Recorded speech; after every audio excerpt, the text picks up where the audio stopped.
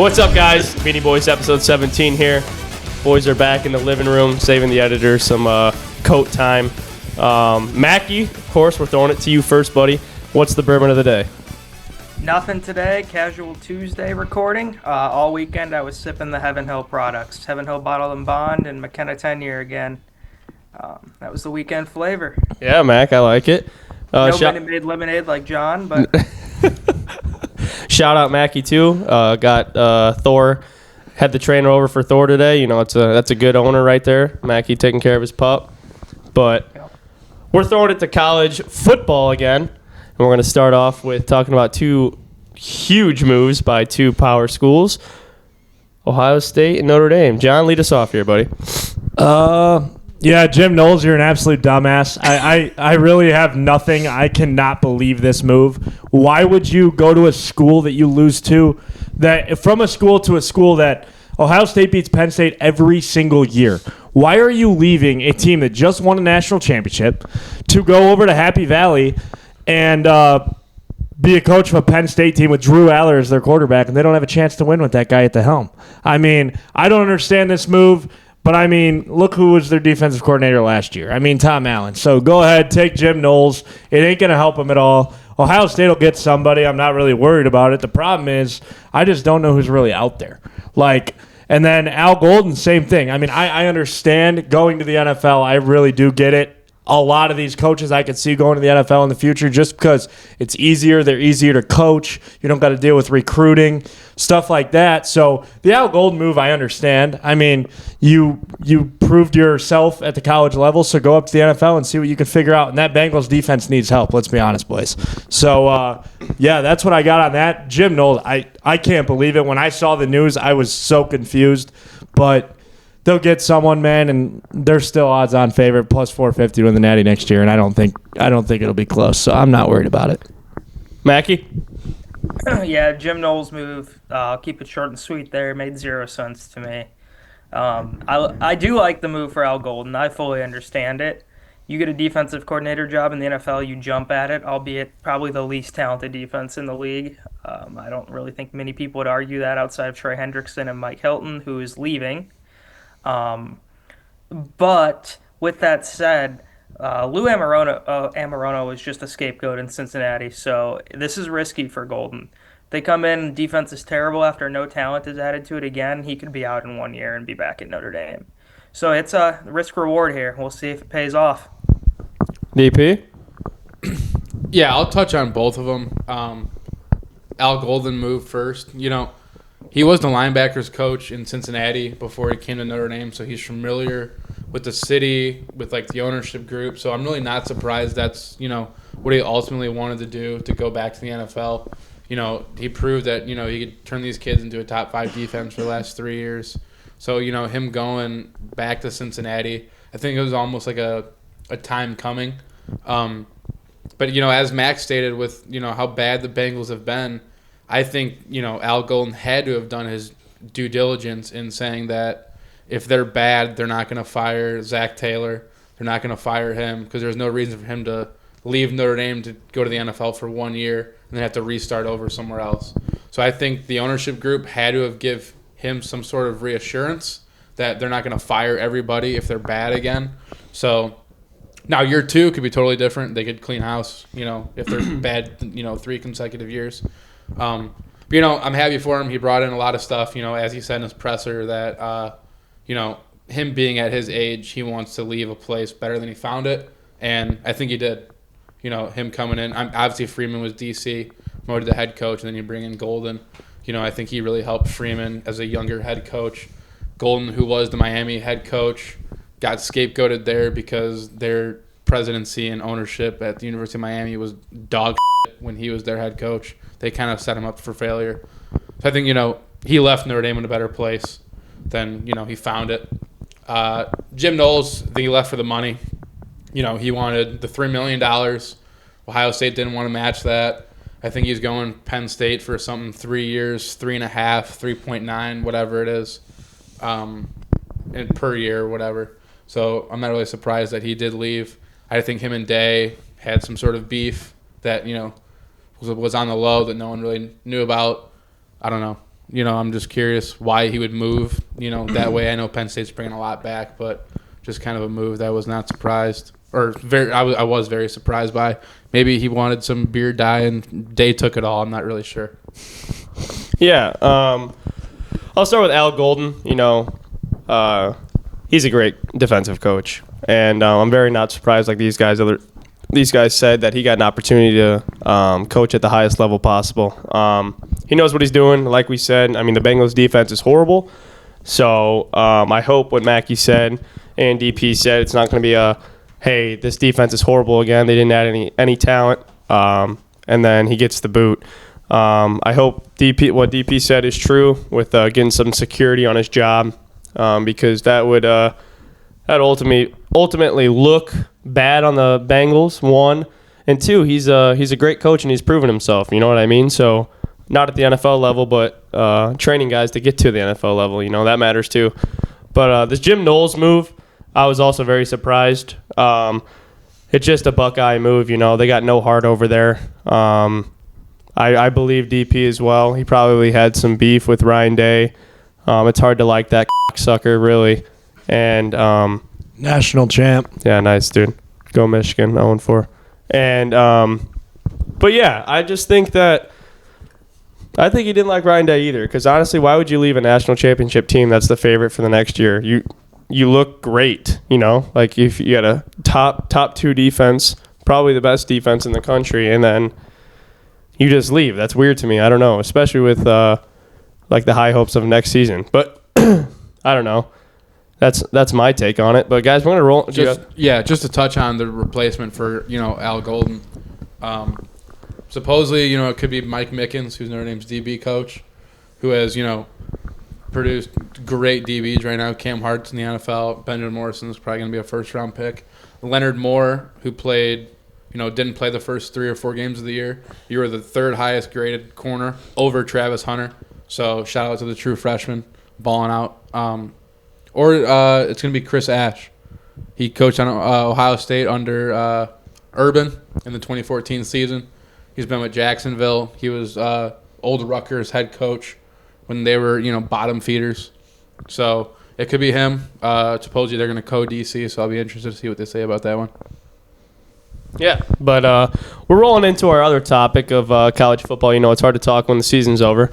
So something that sparked our interest here is, guys, whoever would like to start, just some transfer portal winners so far that you guys think have done a good job getting players to their schools. So I'm going to keep this pretty decently simple. I think, obviously, the one that's the biggest to me, also the biggest question mark, is Carson Beck. He's obviously probably the best get in the portal. I mean, the guy was last year's coming out as projected top 10 pick in this year's draft coming up. He had a bad season, and I mean, it happens. That Georgia team didn't have nearly as much talent as they did the year before. So, obviously, Beck, to me, is not only the biggest get, but also the biggest question mark, because I don't know what he's going to bring to this Miami team.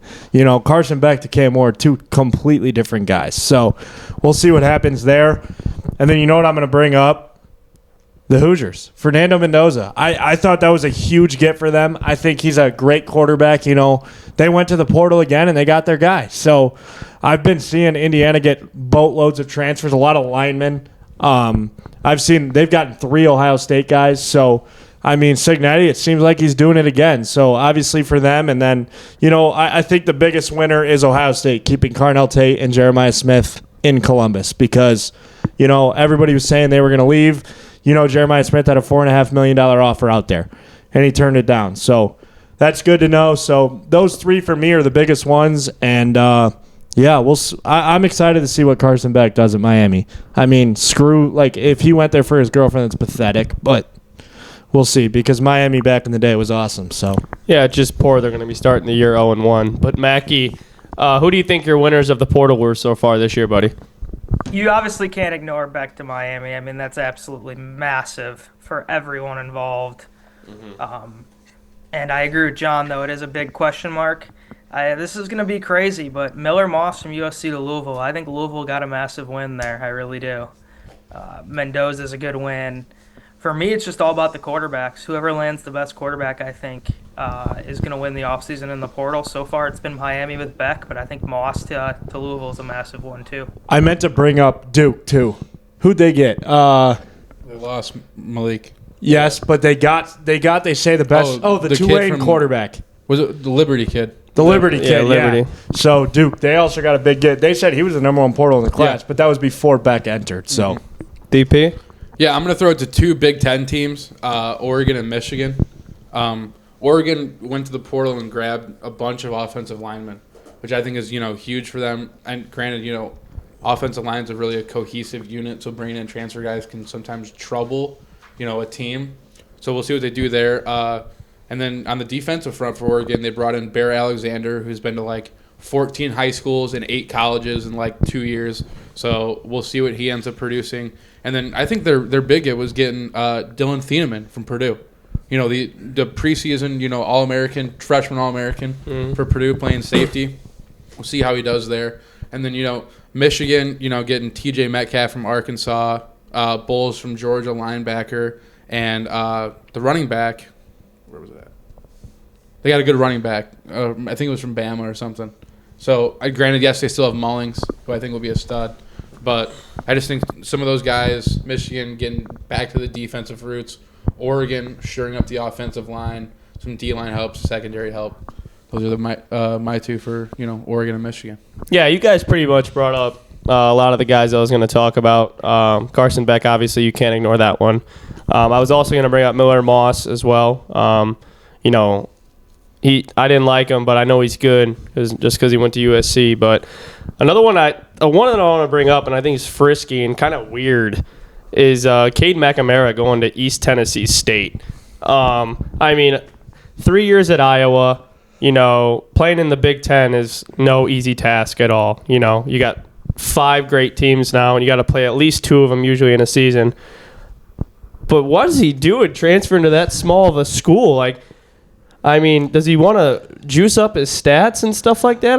Geez, what are we doing? dude went from you realize he played in the national Michigan. championship at Michigan, starting quarterback. That's what I'm saying. And now he's playing FCS. That's crazy. That's So- actually crazy. yeah. That's probably the first time ever. I wanted to touch in on that because that's huge for that East Tennessee State program.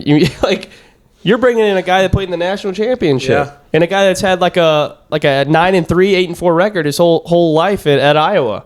They got 2 guys. Who else did they get? Jacoby Criswell from UNC. He transferred there too. That's the wide receiver, right? no, that's quarterback. Oh, So they have 2 Power 5, yeah, that's crazy. Power 4 quarterbacks transferring into ETS or ESTU. That's crazy. Little early bet on them to win the FCS national championship. Yeah, Maybe. We'll see what else they got. I'm in. But we're switching it up to college hoops. Our favorite segment here. I'll just keep it short and sweet real quick. John and I went 1-2 on the picks. Poor picks. And then did you guys sweep Mackey and DP? I went 2-1. 2-1. Which game did you miss? Wait, The clean I had sweep Michigan. for me. You had Michigan. Mackey, did you sweep? Clean sweep. Once again, I had the winners. No shocker. Yeah, you're an idiot. Kansas should have won that game. Yeah, Shoulda, coulda, woulda. they should have. Shoulda, coulda, You woulda. love Dickinson. But anyways, we got 5 games that we're previewing here. We're gonna do the same thing. Give you guys our 5 picks. I'm gonna start with John. I'm gonna read them off each game. John, oh god.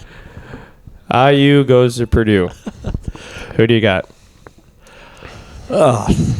Dude, I'm not going to pick against IU. I'm not going to do it. Purdue ultimately is going to win the game.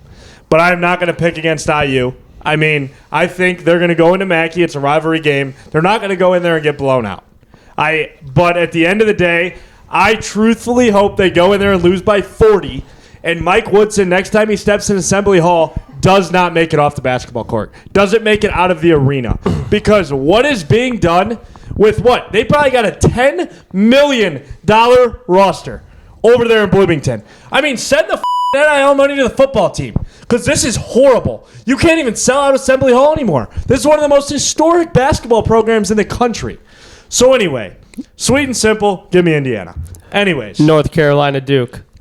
Duke, not close. Yeah, that's an easy one. UConn, Marquette. Marquette. Florida, Tennessee. Tennessee sucks. Give me Florida. And then to wrap it all up, the 5-legger, Gonzaga versus St. Mary's. Is this game at St. Mary's? I believe so. Give me the Zags. DP, Yes. Sorry. Purdue IU. I expected a rant, so sorry. That's why I put the mic down. No, not yet. Purdue IU. Never daunted. Go Hoosiers. Never daunted is crazy. North Carolina Duke. Duke, easy. Duke easy. Yeah, North Carolina's not good, dude. UConn Marquette. Marquette. Yeah, I like the Marquette pick too. Florida Tennessee. Oh, The Gator Challenge. DP got a clean sweep with JP here. welcome to the swamp. Gonzaga St. Mary's. Give me the Gales. Wow. Wow. He might save the board with that one. Well, Mackey's going to pick Purdue. Mackie, here we go. IU Purdue. Yeah, that's just dumb. Give me Purdue. Carolina Duke. Duke. It's just so funny. Closer than everyone thinks. Yeah, I so agree. I'll say I that. agree. Rivalry game. UConn Marquette. UConn. Hurley circles the wagons. Wow. Florida Tennessee. Tennessee at home. I picked them last time and they got blown out by 30. I like Tennessee at home, I think. Gonzaga St. Mary's. St. Mary's, most underrated team in America right now. I agree. They play defense too. Hey, before you go on your rant, I just want to say Micah Parrish ain't scared of Mackey Arena. So Hey. we just have to have one guy that walks in there with his nuts on the floor. Luke Goody. No. He's going to need to Yeah. score 50. Right. Give me Casino Trey Galloway. 30 piece. Trey Galloway. Hey, he did it against Kansas last year. Okay. Serious question, gentlemen. Would Trey Galloway start on this year's Crown Point team? No. No, he wouldn't. We love you, Trey Galloway. No, we don't. We still love you. Negative. Mike Woodson. You are the biggest piece of shit on the planet. Up 4 at home in assembly, and you somehow lose to Maryland that can't hit a 3. They had 68 paint points at Illinois, and they're still scoring in the paint. You did no research. You're a moron. Bad. Big time moron. You hunchback bitch. How is it possible that we're down 1 point and you sub out our 7-2 center for Miles Rice? Who else came in? Mbako. And Mbako. We need 1 point, and you are subbing in a lineup that has nobody over 6'6".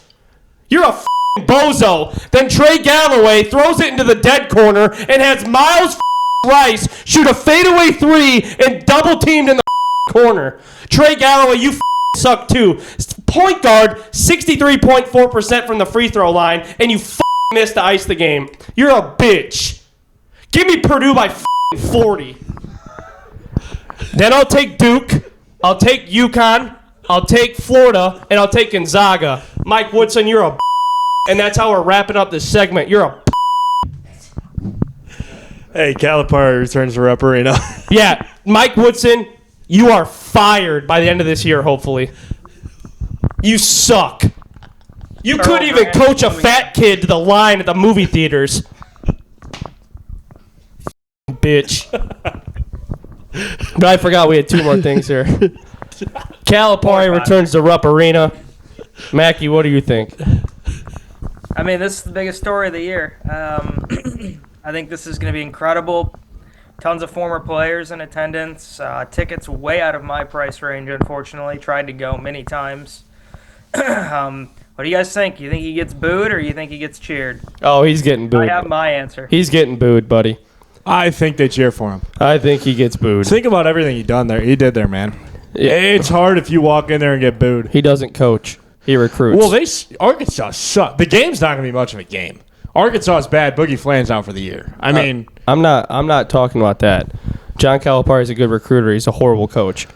look how many He's a guys he's very got in the bad NBA. X's and O's coach. He's a horrible runs coach. He runs what we call the go offense. Yeah. You scream at your players to go, and they take their defender off the dribble, and Right. there's just no cutting Johnny, you don't think that me and you could have coached D-Book and Anthony Davis to a fucking title? I mean, probably, but you just got to look at how many guys Kentucky's It's like got this. now It's like in the NBA. AD, pick and roll. It's That's hard all to he'd find say. it. It's hard to find. It's hard in the NBA to find a team without a Kentucky player that John Calipari coached. To be John, honest with you, He's a good recruiter. He's college basketball's Jimbo Fisher. Yeah, exactly. DP, is he getting booed or is he getting applause? I think both. I think people There's a little will boo, combo. People will boo. People will cheer. But Kentucky wins this game by 40 points. We'll hit that next week. yeah, Kentucky will win by 40.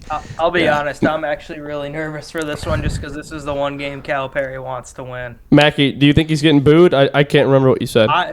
I think he does, but I don't think he should. Yeah. That's just me. Yeah, but I this is a I big don't- game.